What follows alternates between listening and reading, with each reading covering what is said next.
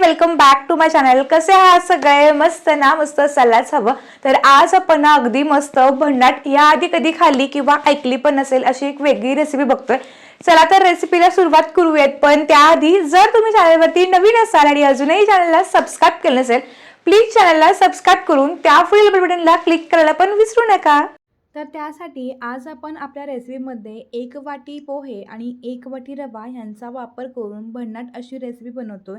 याआधी पण ह्या आपणपासून भरपूर अशा भन्नाट रेसिपी बघितली होती, पण आजची रेसिपी तशीच युनिक आणि वेगळी आहे आणि त्यासाठी आपल्याला 1 वाटी रवा आणि 1 वाटी पोहे लागतात। तर हे प्रमाण घेऊन आपण ही रेसिपी बनवतोय। तर त्यामध्ये सुरुवातीला बघा मी 1 वाटी इतके पोहे घेतले। आता हे जे पोहे आहेत ते आपण रोज जे कांदे पोह्यांसाठी वापरतो, तर मी तेच पोहे घेतलेले आहेत। दुसरे कोणतेही पोह्यासाठी अजिबात आपण घ्यायचे नाही आहेत। आता हे पोहे आपण 2 पाण्यानं स्वच्छ धुवून घ्यायचे आणि त्यानंतर ह्यातलं जे काही एक्स्ट्राचं पाणी असेल ते आपण काढून घेणार आहोत। बऱ्याचदा आपण सकाळच्या नाश्त्यामध्ये उपमा पोहे खाऊन कंटाळतो, अशा वेळी काहीतरी वेगळं हवं असतं। त्याला तुम्ही नक्कीच ही रेसिपी बनवू शकता। आता पाणी निथळून पोहे साईडला करून ठेवले आणि 5 मिनिटांनंतर तुम्ही बघू शकताय पोहे अगदी छानपैकी असे मऊसूत देखील झालेले आहेत। आता हे पोहे आपण एका मिक्सरच्या भांड्यामध्ये काढून घेणार आहोत। संपूर्ण पोहे आता मिक्सरच्या भांड्यामध्ये काढून झाल्यानंतर ज्या वाटीनं पोहे घेतले त्याच वाटीनं बघा मी 1 वाटी रवा घेतलाय। हा रवा बारीक जाड कसाही घेऊ शकता। त्यानंतर अर्धी वाटी दही वापरलं, अर्धा इंच आल्याचे काप वापरले, 3 ते 4 हिरव्या मिरच्या घेतले। तिखटाप्रमाणे तुम्ही याचं प्रमाण कमी किंवा जास्त पण करू शकता। लहान मुलांना जर तुम्ही ही रेसिपी बनवून देणार असाल, थोडंसं मिरच्यांचं प्रमाण कमी करा। आता बघा सुरुवातीला आपण ह्याच्यामध्ये पाणी न घालता हे वाटून घेतोय।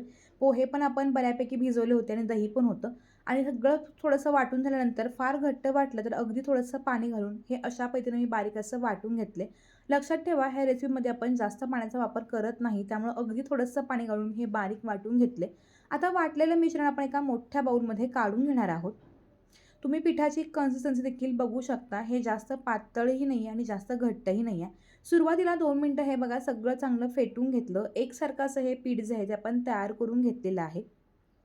अशा पद्धतीनं पीठ तयार झालं की ह्यामध्ये आता आपण चवीनुसार मीठ घालूयात आणि त्यानंतर अर्धा चमचा मी खायचा सोडा घालते। सोडा घालायचा नसेल तुम्ही तर 1 पॅकेट इनोचं पण घालू शकता। सोडा चांगला रिॲक्ट व्हावा म्हणून त्यावरती मी थोडंसं पाणी घातलं। आता मीठ आणि सोडा दोन्ही देखील आपण एकाच दिशेने हे चांगलं असं मिक्स करून घेतोय, जेणेकरून आपलं बॅटर जे आहे ते हलकं फुलकं जाळीदार आणि अगदी सॉफ्ट स्पंजी असं आपली ही रेसिपी बनेल। आता बघा अगदी परफेक्ट असं बॅटर तयार झालंय। मगाचपेक्षा अगदी हलकं फुलकं दिसते। आता इथं बघा मी एक ताट घेतलं होतं आणि ताटाला बघा बऱ्यापैकी तेल लावून घेतलेलं आहे। ताट जे आहे ते आपण ढोकळ्यासाठी वापरतो, त्याचं आपण एखादी ढोकळा प्लेट जरी वापरली तरी देखील चालू शकेल। आता तेल लावलेल्या ताटामध्ये आपण जे काही बॅटर तयार करून घेतलं ते घालून अशा पद्धतीनं 2 ते 3 वेळा मी टॅप करून घेतलं। तोपर्यंत बघा गॅसवरती मी एका मोठ्या भांड्यामध्ये साधारणपणे 2 ग्लास पाणी ठेवलं होतं आणि पाण्यामध्ये साधारणपणे एक छोटी रिंग ठेवली होती।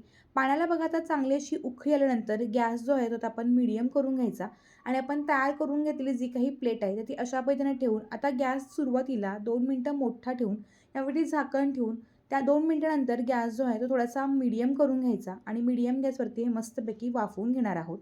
साधारणपणे बघा 7 ते 8 मिनिटं झालेली होती आणि मीडियम गॅसवरती अगदी मस्तपैकी आपलं बॅटर वाफवलं गेले। झाकण काढून मी सुरीनं चेक करून घेतलं। सुरीला अजिबात काहीही बॅटर लागत नाही आहे, म्हणजे अगदी परफेक्ट झाले। गॅस बंद करून प्लेट साईडला काढून घेतली। थोडीशी थंड झाल्यानंतर सुरीला थोडंसं तेल लावून आता आपण आपल्या आवडत्या आकारामध्ये हे कट करून घेणार आहोत। तुम्हाला कट करताना दिसत असेलच बघा की आपण जी काही रेसिपी बनवली ती अगदी सॉफ्ट आणि स्पॉन्जी बनली, अगदी हलकी फुलकी बनते। तर आज आपण रव्या पोह्याचा मस्तपैकी सॉफ्ट स्पॉन्जी असा ढोकळा बनवतोय। याआधी आपण बऱ्याच प्रकारचे डोसे उत्तापे बघितले होते, पण ढोकळा जो आहे ना तो देखील अगदी चवीला मस्त आणि भन्नाटच लागतो। अगदी छान अशा आकारामध्ये मी हा ढोकळा कट करून घेतलाय। तुम्ही बघताय अगदी सॉफ्ट आणि स्पॉन्जी तयार झालाय। आता अजूनही ही रेसिपी संपलेली नाही आहे, तुम्ही हवं तर तसा ढोकळा खाऊ शकता, पण ही पुढची स्टेप केल्यामुळे काय होतं ढोकळ्याला अगदी छान असा खमंगपणा येतो आणि त्यामुळे ढोकळा अगदी पटापट संपतो। आता एका मोठ्या तव्यामध्ये मी 1 ते 1.5 चमचा तेल गरम करून घेतलं। गरम तेलामध्ये आपण अर्धा चमचा जिरे घातले आणि त्यानंतर पाव चमचा आपण ह्याच्यामध्ये पांढरे तीळ वापरतोय। जिरं आणि पांढऱ्या तिळामुळे काय होतं तर रेसिपीला अगदी छान खमंगपणा येतो आणि त्यानंतर जे कट करून घेतलेले ढोकळ्याचे पीस होते ते अशा पद्धतीने तव्यावरती अरेंज करून मीडियम गॅसवरती छानपैकी दोन्ही बाजूनं खरपूस होईपर्यंत आपण हे ढोकळे छान शेकून घेणार आहोत। ढोकळ्याला वरून आणि खालून असा मस्तपैकी क्रिस्पीनेस पण आला ना की खाताना त्याची मजा आणखीन काही वेगळीच लागते। बऱ्याचदा आपण तेच तेच रेसिपी खाऊन कंटाळतो, त्यावेळी वेगळं काहीतरी म्हणून अशी रेसिपी करायला काहीच हरकत नाही आहे. तुम्ही जर चॅनलवरती नवीन असाल आणि अजूनही चॅनलला सबस्क्राईब केलं नसेल तर प्लीज चॅनलला सबस्क्राईब करून त्या पुढील बेल बटनला क्लिक करायला पण विसरू नका, जेणेकरून माझे असे छान व्हिडिओ झाले त्याचे नोटिफिकेशन तुम्हाला लगेचच बघायला मिळतील. 2 ते 3 मिनिटानंतर पुन्हा बघा मी थोडंसं तेल वरून टाकलं आणि त्यानंतर आता हे सगळे ढोकळे आपण पलटवून घेऊयात. तुम्हाला दिसत असेलच बघा काय मस्त असा खरपूस रंग आला आणि जी काही आपण फोडणी तयार केली होती ती पण त्याला अगदी मस्तपैकी खमंगपणे चिकटलेली आहे. जेव्हा हा ढोकळा खातो ना तेव्हा सगळेजण अगदी आनंदाने एन्जॉय करत खातील याची मी तुम्हाला 100% खात्री देईल. कधीतरी असा काहीतरी वेगळा निवांत म्हणून हा नाश्ता तुम्ही नक्कीच बनवू शकता. आणि हा जो गरमागरम नाश्ता आहे ना तो टोमॅटो केचप किंवा कोणत्याही पुदिन्याची चटणीसोबत तुम्ही सर्व्ह करू शकता.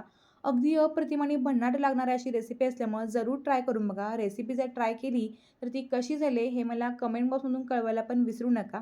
तुम्हाला मी एक ढोकळा दाखवत होते जेणेकरून तुमच्या लक्षात येईल की हा ढोकळा किती छान आणि अगदी मस्त बनलेला आहे. बघता क्षणी तोंडाला पाणी सुटणारी अशी ही वेगळी आणि भन्नाट आपण रव्या पोह्यापासून बनवलेली रेसिपी नक्की तुम्ही तुमच्या इतर मित्रांसोबत आणि पाहुणे मंडळीसोबत शेअर करायला पण विसरू नका. तर चटपटीत अशी रेसिपी कधीतरी बनवून खायला काहीच हरकत नाही आहे. अगदी छानपैकी रेसिपी तयार होते. तुम्ही हवं तर ही मुलांना टिफिनला किंवा पाहुणे येणार असेल त्यावेळी देखील तुम्ही अशी वेगळी म्हणून ही रेसिपी नक्कीच करू शकता.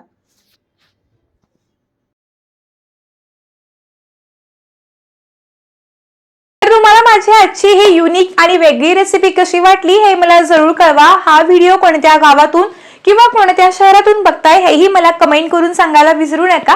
चला तर भेटू एका नवीन आणि इंटरेस्टिंग व्हिडिओ सोबत. तोपर्यंत धन्यवाद.